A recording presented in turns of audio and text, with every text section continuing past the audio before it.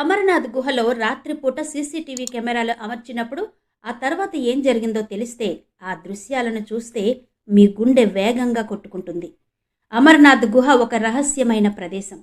ఇప్పటి వరకు శాస్త్రవేత్తలు కూడా అమర్నాథ్ గుహలో చేసిన మంచు శివలింగం ఎలా ఏర్పడిందో, అసలు అది ఎలా సాధ్యమైందో కూడా తెలుసుకోలేకపోయారు.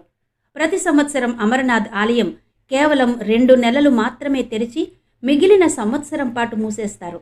అమర్నాథ్కి సంబంధించి ఇప్పటి వరకు ఎవ్వరికీ తెలియని అనేక రహస్యాలున్నాయి. ఈ ప్రపంచాన్ని నడిపించే శక్తి అక్కడే ఉంది. మహాదేవుడు నివసించే చోట అద్భుతాలు జరగడం సహజం. ఈరోజు జరిగిన సంఘటన అలాంటి కొన్ని రహస్యమైన విషయాలకు సంబంధించింది. ఇది వింటే మీరు షాక్ అవుతారు. అయితే అంతకంటే ముందు మీరు కూడా బాబా అమరనాథ్కి నిజమైన భక్తులైతే కమెంట్ బాక్స్లో హరహర మహాదేవ అని కామెంట్ చేయండి. అమరనాథ్ ఆలయం కేవలం 2 నెలలు మాత్రమే తెరిచి మిగిలిన 10 నెలలు మూసి ఉంచుతారు. అమరనాథ్లోని శివలింగం మంచుతో ఎలా తయారైందనే రహస్యం ఇప్పటి వరకు ఎవ్వరికీ తెలియలేదు. ఈ విషయం మహాదేవుకు మాత్రమే తెలుసు. అమరనాథ్ మంచు శివలింగాన్ని మనం చూడడం మహాదేవుని లీల. గత 10 నెలలుగా అమరనాథ్ ఆలయ ద్వారం ఎందుకు మూసివేయబడింది? అది మూసేసినప్పుడు లోపల కనిపించిన దృశ్యాలేంటి? వీటన్నిటికీ సంబంధించిన సమాచారం తెలుసుకునేందుకు ఒక వ్యక్తి అమరనాథ్ గుహలో తెలివిగా సీసీటీవీ కెమెరాను అమర్చాడు. ఆ వ్యక్తి పేరు మహేష్. అతను జమ్మూకి చెందిన వ్యక్తి. అమరనాథ్ గుహలో సీక్రెట్గా సీసీటీవీ కెమెరాను అమర్చడం ఎవరైనా చూస్తే పెను ప్రమాదం సంభవిస్తుందని భయపడ్డాడు. ఆలయాన్ని మూసివేయడానికి ఇంకా 3-4 రోజులు మాత్రమే మిగిలి ఉన్నాయి. ఈ 2 నెలల్లో అమర్నాథ్లో విపరీతమైన రద్దీ ఉంటుంది.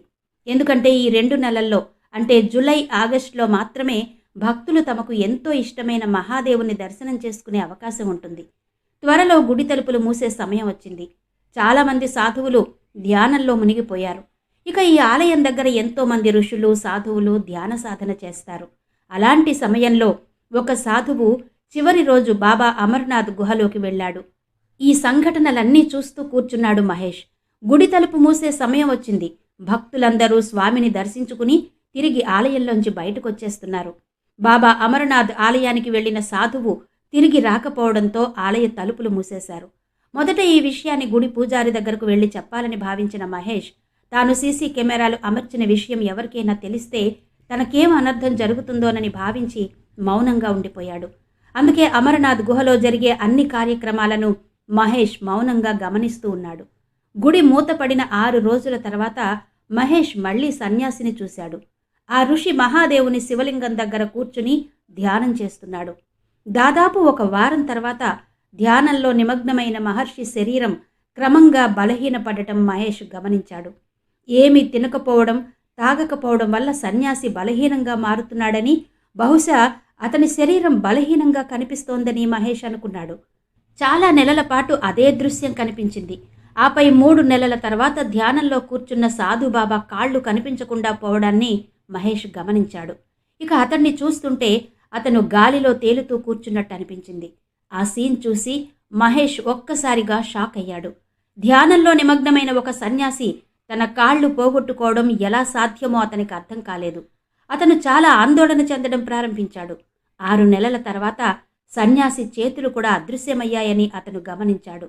ఆ సీన్ చూసిన మహేష్కు ఒక్కసారిగా జ్వరం వచ్చేసింది. త్వరలో 1 సంవత్సరం పూర్తి కాబోతోంది. ఇప్పుడు 10 రోజుల్లో అమరనాథ్ ఆలయం మరోసారి తెరుచుకోబోతోంది. ఈ సమయంలో మహేష్ ఇంకో పని చేశాడు. గత ఏడాది కాలంగా ధ్యానంలో కూర్చున్న సాధువు క్రమంగా అదృశ్యమయ్యాడో చూశాడు. దాంతో షాక్కు గురైన మహేష్ ఆలయ పూజారి వద్దకు వెళ్ళి అసలు విషయం చెప్పాడు.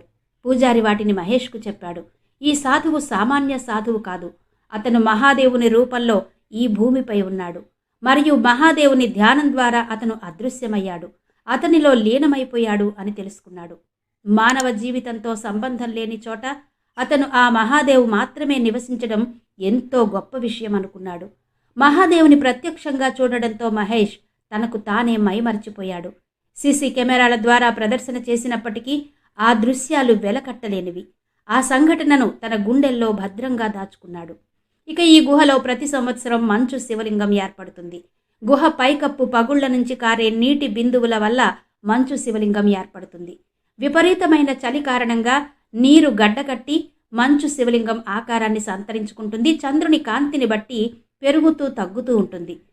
ఈ శివలింగం శ్రావణ శుక్లపక్ష పౌర్ణమి నాడు పూర్తవుతుంది. ఆ తర్వాత అమావాస్య నాటికి పరిమాణం క్రమంగా తగ్గుతుంది. ఇది ప్రతి సంవత్సరం జరుగుతుంది. ఈ మంచు శివలింగాన్ని చూడడానికి ప్రతి సంవత్సరం లక్షలాది మంది భక్తులు అమరనాథ్ గుహను సందర్శిస్తారు. మంచు శివలింగానికి ఎడమ వైపున 2 చిన్న మంచు శివలింగాలు ఏర్పడతాయి. అవి తల్లి పార్వతి, గణేశుని చిహ్నాలుగా భక్తులు కొలుస్తారు. అమరనాథ్ గుహ జమ్మూ కాశ్మీర్లోని అమరనాథ్ పర్వతంపై 17,000 అడుగుల ఎత్తులో ఉంది. దక్షిణ కాశ్మీర్లోని శ్రీనగర్కు 141 కిలోమీటర్ల దూరంలో అమరనాథ్ గుహ కనిపిస్తుంది. ఈ గుహ లిటర్ వ్యాలీకి చివరిలో ఇరుకైన లోయలో ఉంది. ఇది పెహల్గాం నుండి 46-48 కిలోమీటర్లుంటే బాల్తాల్ నుండి 14-16 కిలోమీటర్లుంటుంది. 12వ శతాబ్దంలో కల్హణ గ్రంథం రాజతరంగిణిలో అమరనాథ్ గుహ యొక్క ప్రస్తావన కనిపిస్తుంది. 11వ శతాబ్దంలో రాణి సూర్యమతి అమరనాథ్ ఆలయానికి త్రిశూల్, బనలింగు వంటి అనేక పవిత్ర వస్తువులు దానం చేశారు. అమరనాథ్ గుహను మొదట భృగు మహర్షి కనుగొన్నట్టు చెప్పారు. కాశ్మీర్ లోయ నీటిలో మునిగిపోయాక కశ్యప మహర్షి దీన్ని బయటకు తీశారు. నీరు బయటకొచ్చిన తర్వాత భృగు మహర్షి అమరనాథ్లో శివుడిని మొదటిసారి చూశారు. ఆధునిక పరిశోధకుల అభిప్రాయం ప్రకారం అమరనాథ్ గుహను 1850లో బూటా మాలిక్ అనే ముస్లిం గొర్రెల కాపరి కనుగొన్నట్టు చెప్తారు. 1898లో స్వామి వివేకానంద అమరనాథ్ గుహను సందర్శించినట్టు notes of some wandering with Swami వివేకానందలో సోదరి నివేదిత పేర్కొన్నారు. చాలా కాలంగా బూటా మాలిక్ బంధువులు, దశనమి అఖాడా పండితులు పూజారి సభ మట్టన్ పూజలు చేస్తూ ఉంటారు.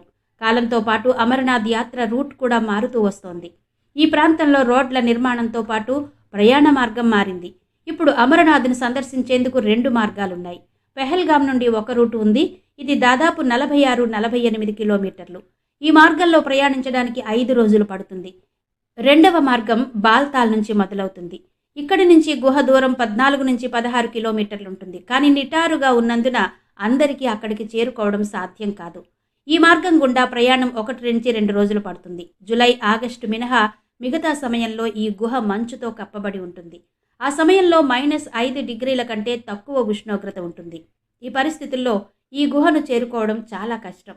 జూలై వచ్చేసరికి ఇక్కడ వాతావరణం వేడెక్కుతుంది. కొంచెం కొంచెంగా మంచు కరుగుతూ గుహ స్పష్టంగా కనిపిస్తుంది. శివలింగం ఉండే ప్రాంతంలో వాతావరణం ఎప్పటిలానే ఉంటుంది. దాదాపు 45-60 రోజుల పాటు శివలింగం చెక్కు చెదరకుండా ఉంటుంది. ఆ తర్వాత క్రమంగా కరిగి కనిపించకుండా పోతుంది. పెహల్గాంకి 27 కిలోమీటర్ల దూరంలో అమరనాథ్ యాత్రికులు శేషనాగ్ సరస్సును చూడొచ్చు. హిందూ పురాణాలను అనుసరించి 7 తలల శేషనాగ్ కారణంగా ఈ సరస్సుకు ఆ పేరు వచ్చింది. కాబట్టి ఫ్రెండ్స్, నిజమైన సంఘటన మీకు ఎలా అనిపించింది? దయచేసి కమెంట్లో చెప్పండి. వ్యాఖ్యలో హరహర మహాదేవ్ అని రాయడం మాత్రం మర్చిపోకండి.